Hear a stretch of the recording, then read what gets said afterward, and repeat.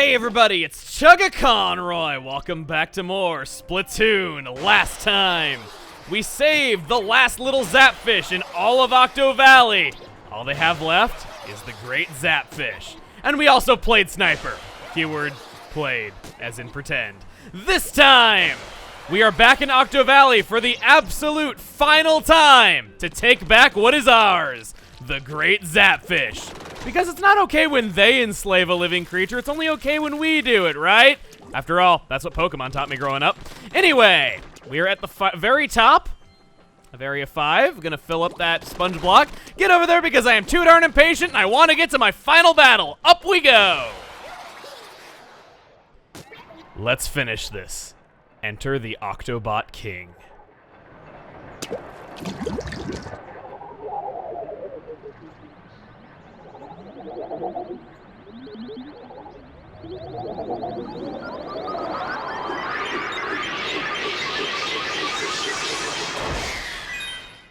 I can't imagine having a street sign sticking out of the bottom of your UFO is very aerodynamic. Stay back, Agent 3! It's a trap! Figures. But we don't have a choice.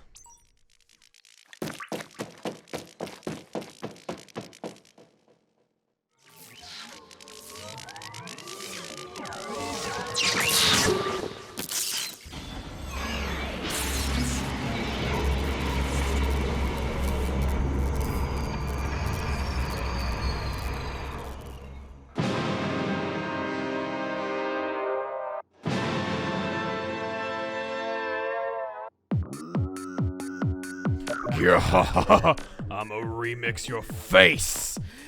The tentacles of fate beckon us ahead. DJ Octavio starts off by launching missiles at us, and then this fist. We launch that back at him, and it pushes him backwards. Basically, we want to push him back as far as he will go until he is backed into a corner and has nothing else to do but confront us head on. We do that again, boom, punch to the face. Who's remixing whose face now? Gonna get all the power eggs I can, even though they're, well, relatively meaningless at this point. I didn't get my final bomb upgrade like I was hoping for, but you know me. I'm always hoping for more upgrades until I have them all, and it just simply wasn't feasible. He's backed up all the way, and now, y'all ready for this?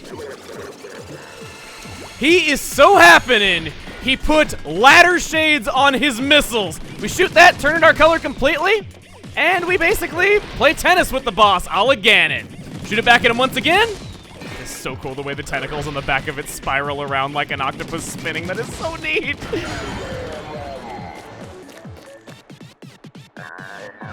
Slimy little hipster. What other final boss says that to you? This is an amazing fight. Best has been saved for last, and I love this. This is a fight that I go back to again and again and again. And yep, another new attack. He has the ability to use the killer whale. We fought Octo Bombers, we fought Octo Snipers, we have fought Octo Strikers. We fought all kinds of different attacks that are used in Turf Wars. But now we have yet another one still being introduced. Gonna destroy these two missiles, get out of the way of that. It's getting a little bit more overwhelming now. Hit that fist back, hit this one back for some quick succession damage. I will take that armor suitcase, thank you very much. I just realized that it looks like luggage. I don't know how that relates to armor, but I'm sure it's some really obvious Japanese culture thing that people are gonna point out to me. There is your sunken scroll! Yeah, they saved the easiest one for last. I don't know why that's there, or why it's not just dropped by him. I'm not really sure, but I guess I made everyone feel really silly about themselves that they actually missed that one! I made you waste your special. No feeling better than that, never gets old. Hit that fist back again, got both of them in rapid succession, and now, what are you gonna do? More of the missiles? Okay. I was kind of hoping that you were kind of done. You were out of tricks right there and that I could back you up once again, but oh well. Peep this! This time around, I think I'm gonna throw my bomb at it. Oh, that didn't quite work. Maybe something else. I kind of don't think that a splat bomb's gonna work. No, it doesn't. It just goes right through it. It's ineffectual, like throwing a stick at somebody in a suit of armor or something like that. It just looked funny. Blarg! You can't handle my spicy wasabi beats. Oh, I thought those were sticks of seaweed. Okay. Oh, it's on! He's got something up his sleeve, Agent 3. Didn't even didn't know he had sleeves. Okay, I'm just kind of picking apart everything that they're saying right here. Let's just hit this fist because we missed the other one because I was too busy making fun of myself right there. Yeah. Got some sponge blocks. He is able to shrink those down, of course, because ink comes out of pretty much all of his attacks. And Ink Zuka, grab it. Oh, why not? It's not like I need my power eggs for anything else at this point. I might as well. Not that I needed to take out that Octocopter, but hey. He's hooking with his right, jabbing with his left, and now we can cover this really easily. Just give myself a lot of room to spin around and activate all the sponge blocks. Now he's moved on to shooting octo balls, not that kind of octo balls. I don't think he can even use those. These balls will have different enemies in them if they're allowed to hit the ground, allowing him to basically summon hell. And I'm backing up. I'm not gonna risk that. Should be the fist right about here. If you can pop one of those balloons right on one of the fists, that should instantly knock it back. Here we go. And why not? Let's try it. Oh, yep, it did. Can't believe I actually did that. I thought it was going to be harder than it looked, but it's not. Never as hard as it seems. You about to get mashed up. I want to use this, but I kind of also want to hang on to it just because it is going to get a lot more intense. We're not anywhere near done here. Is the final battle. Did you think it was going to be easy, even though I just said it's not as hard as it seems? I was only talking about the beginning. Only talking about the beginning, trust me. Get in position once again. Do you even know who you're messing with? Someone who takes too long? Any time now? There we go. Way to be, Agent 3. Yes, I am good at having that name. I can't go any further. I should have been looking up right there. That was all on me. Holy crap. What a way to lose your armor after you reuse it well. Okay, what I was wanting to show is that the invisible splatforms come back once again. So pay attention to those. Watch out for them. Shoot ahead before you make any jumps. There might just be invisible splatforms wherever you might go. Now 3 missiles, and then... Oh, launching all 4. Getting serious on us, I see. What is this? Another suit of armor to replace the one that I just the one that I just lost. Oh, come on! Suddenly not doing so hot. I need to make up for this and hit both of his fists back at him. Oh! An Octoball out of nowhere. Didn't even know he used those. I've noticed the Octobombers and Octo... Maybe they just died too quickly that I didn't notice before, or maybe I just kind of ran past them without noticing before. I don't know. Anyway, gonna go up this way, and it looks like we're just about to the end of the road once again. Breaking all those missiles, and how did I not ever notice they did Octoballs before? They must have really just not been a threat. Okay. Once again, doing that. And there's the fist. There is the other one, and I do it perfectly this time. And it looks like we're not actually at the end of the road. I spoke too soon yet again. Walk this way, uncover all of the invisible path. Cover all the ground, so I have plenty of room to spin around in, and oh! Got a bit of a long, narrow stretch right here. He does have that shield of invincible death around him, so you can't get too close to him, you can't rush at him. You do have to stay at least a reasonable distance away, but that's okay. It gives you more time to react to the fists. You want to hang back and lag behind him just a little bit, just so long as you're not having to swing around in invisible pathways. That's just kind of how you want to do things. And now, Killer Whale once again. There are the missiles yet again. We've seen all this before. Come on, step up your game. And by that, I mean do that one attack that I can easily counter because I said so and because, you know, I want to win. And you could just not do that attack and easily win this fight because you'd eventually wear me down. But you know what? That wouldn't make for good game design, now would it? It's time to drop the sea base! I love your puns, buddy. You and I could have gotten along just great if we weren't from other planets and not fighting over an electrical power source. There we go. That is 1 hit. Boom! It's getting faster. 2 hits.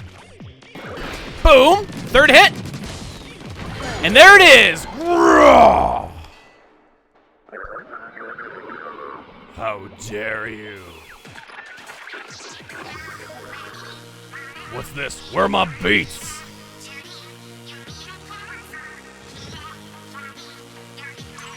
Agent 3, can you hear our song? Radio override activated. Huh? That heavenly melody! It's the one and only Squid Sisters! Or 2 and only. Don't you worry, your granddaughter's like that again. Agent 3, take care of Gramps for us, okay? Final push! Charge! I don't dare talk over this. Squid Sisters, take it away!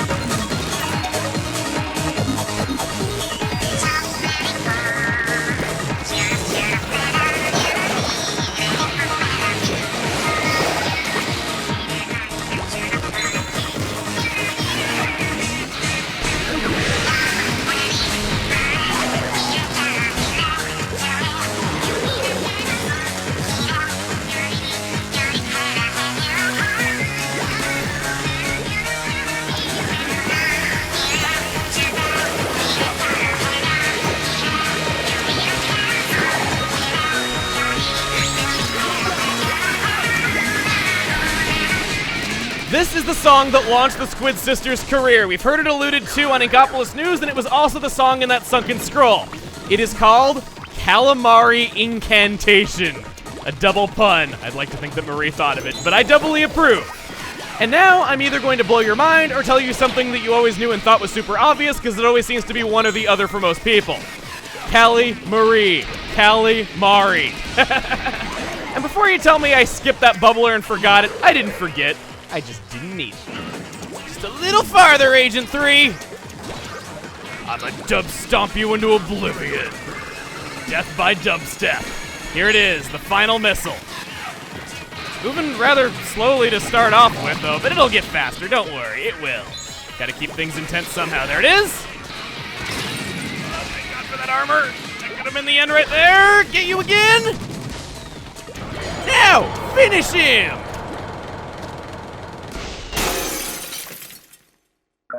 Oh no, so sad. Crossfade to black.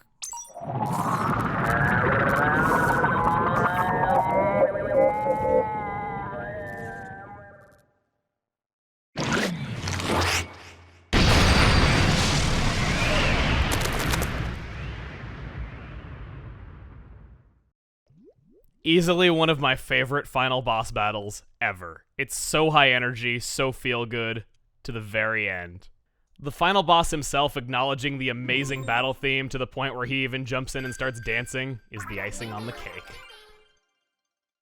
Okay, it's late, but we've got a midnight news flash. Wait, what's going on? What time is it? The Great Zapfish is back on Inkopolis Tower!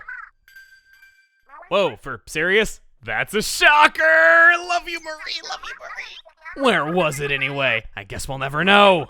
Well, hey, at least it's back now. Yeah, let's rock! At this hour? Why not? That should have been a question mark, Marie, huh? Huh? My favorite squid sister isn't using proper grammar? Anyway, this credit scene. It might seem kind of cool, you know, we're shooting at this wall and we're uncovering the credits as they come by. I have a personal experience with these that I'd like to share. Very first time I did this, all I saw was a black screen, and I thought the game had crashed right as soon as I finished it, and I never got that I was supposed to hold ZR to see the credits. And I know I am not the only person to do this, because all my friends that I've mentioned the story to did the exact same thing. Kind of cool idea for credits, but yeah, I didn't really understand what it was I was supposed to do right away. That is Splatoon. All of Octo Valley, at least. There are still some things we haven't seen that we'll be getting to in the very near future, but this was quite a ride for me. Even though this was by no means the longest video series I've ever done, in terms of how much went into every individual episode, the editing, getting all the information straight, getting all the clips that I wanted to illustrate what makes weapons good, what makes weapons bad, what makes weapons this and that, it was very stressful. Oftentimes, I would edit from the moment I got up to the moment I went to bed, and it still wasn't enough. If you ever saw, like, a video getting delayed by a day or two, with only a few exceptions, it was never because I was taking a break. It was because editing all day just wasn't enough to stay ahead. I began this series with the first 7 videos totally completed before I even uploaded the first one, and you can see how hard it was still to keep up. It was nuts. But I'm glad that I did it. This was an idea that I got a little more than a year ago, and I've been working on it ever since. Just how I would let's play a competitive multiplayer game and have it be more than just watching a guy play games in an esport over and over again. Because, bluntly, I'm just not that good. I wouldn't be able to make just that alone interesting by itself. And I hope that I was able to make it interesting to watch. I like doing really different things like this. You know, Kid Icarus Uprising was different, Animal Crossing was different when I did those games. And as challenging and sometimes stressful as it was, you know, I don't want to do the same thing every time. Had a lot of time that went into all the weapon bios, a lot of research went into it, just a lot of things in general. And my number one goal in making this was to share a joy that I had playing Splatoon that I didn't have until I began working on this. I liked the game before, but in making this and doing all the research for all the weapon bios and everything and putting it all together, I changed my main several times over the last year in working on all this. And I realized that's what I wanted to do. I wanted to introduce people into the main weapon they never knew they had. Because I fell in love with so many weapons that I never saw myself playing in a million years when I started all this. And it was such a wonderful feeling whenever I did find one of those, and it happened many times. So, more than anything else, that's what I hope people were able to take away from this, because that was my biggest goal. On that note, though, of falling in love with weapons, holy cow, the Cherry H3 nozzle nose. Just, this entire series had so many intense matches, some of the best Splatoon games I'd ever played, and I was ecstatic that I caught them on recording and that you got to see them. Just the .96 gal, the .52 gal as well, for that matter. I already said the Cherry, the Octobrush especially. Splattershot Pro as well was fantastic. Those were some good matches, and that moment when I clicked with the Cherry H3 nozzle nose and you can just hear it in my voice when it happens, that was a moment I was super glad that I caught. Anyway, though, we're gonna be here for a while, a lot longer than these credits, because I have a lot of people to thank for this one, a lot more so than usual. I want to thank Silver, that SRB2 dude, Team Speedruns Live, and various other members of the competitive Splatoon community for their input and willingness to proofread my notes and test some things out for me, giving me feedback on stuff. I want to thank Inkipedia, as well as some Japanese Splatoon fan sites for being resources that I could easily turn to. Thanks to the people I just mentioned and these sites, a lot of the information you saw in the series was either with the approval of some of the top players in the world, or stuff that was previously only accessible to the Japanese community. I want to thank the musicians who let me use their existing work, and especially Thunderscott, Richadi B, and Family Jewels for working with me to make original background music for the bios. Yeah, I suppose this means this is a Let's Play with an OST. There is one track you haven't heard of out of those three, and I'm pretty sure with Process of Elimination you can figure out what it is soon. Stephen George for the super stylish visual designs you saw throughout the series. I consider this to be his best work to date on anything he's done for this channel. He did such a good job working with the style of Splatoon and just making everything look so good. Lots of other people along the way who gave bits of feedback here and there. I'm sure there's too many to list. The artists who let me use their work as a form of showcasing the creative side of the Splatoon community.